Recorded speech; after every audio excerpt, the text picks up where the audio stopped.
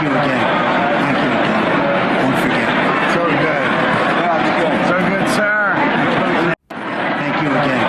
Thank you again. Won't forget. Seder and Emma Vigeland take a look at this very telling moment right after our dear leader's most recent address to Congress, in which he gives Chief Justice of the Supreme Court John Roberts a very friendly pat on the arm, saying, thank you again, I won't forget.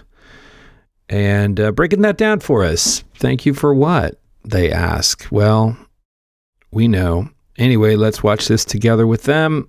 And I'm going to have some thoughts as we go, and then I want to know what you think in the comments, but let's roll it. Yeah. Here is Donald Trump, also grunting, and he's going by. Now, I want you to watch this very carefully. He is shaking the hands. This is after the speech, right? Mm-hmm. He's shaking the hands of the Supreme Court justices. The first hand he is shaking, I believe, is Elena Kagan's. I mean, he's already shook the other hands. Yeah. He's shaking Elena Kagan's hand. He's just passing Kavanaugh. And close to camera, on this side of Kagan, is Chief Justice John Roberts. Yep. And he's just seeing him for the first time. Like, it's not like these guys hang out at the commissary all the time. They're also supposed to not look political. They're supposed to sit there and not applaud. And this is afterwards. Afterwards, it still doesn't matter. I've never seen anything like this with the way that the president interacts with the Chief Justice of the Supreme Court. It sort of begs the question. Trump says something to him, and you got to wonder, what's it in reference to? Because it's not like John Roberts brought him a cake. Right. It's like he did something for him, and he's getting thanked. Weird. Thank you again. Thank you again. Won't forget. So good. So good, sir. Okay. So play it again. He says, people can listen for this. He says, thank you. Thank you again. Pointing at John Roberts. Hold on, pause it. I won't forget. Christmas happened. Wait, could have been a Christmas card. What's happened since the last time that Donald Trump would have interacted with John Roberts, which may happen maybe once a year, if that. Maybe he hasn't even seen John Roberts since the last time he was president. Mm-hmm. What big thing has John Roberts done? I wonder if it was, maybe he bought a bunch of the sneakers. Go ahead. Trump sneakers. Thank you again. Thank you again. Won't forget. So good. I won't forget. So good. And he gives him a glad handing slap on the arm. I mean, look, we get that these Supreme Court justices are corrupt, but they really rely on the appearance of being above this kind of thing. And John Roberts, this morning, the Supreme Court, Roberts joined, and it was a 5-4 decision, as well as Amy Coney Barrett, basically saying that Donald Trump didn't have the authority to retroactively cancel contracts via USAID, and they were clawing back $2 billion that were already owed to contractors who had performed the duties that they were being paid for. And so this Roberts sided against him here. Of course, I don't think that interaction from last night affects that decision, but I do think, like, for a guy like him, it's a little untoward for it to be this public that he's basically saying, you're doing my bidding. Yeah, I mean, I think if John Roberts was aware, that a lot of people were aware that Trump was thanking him so, like, obviously, that it feels like it was like, you did me a favor. Yeah.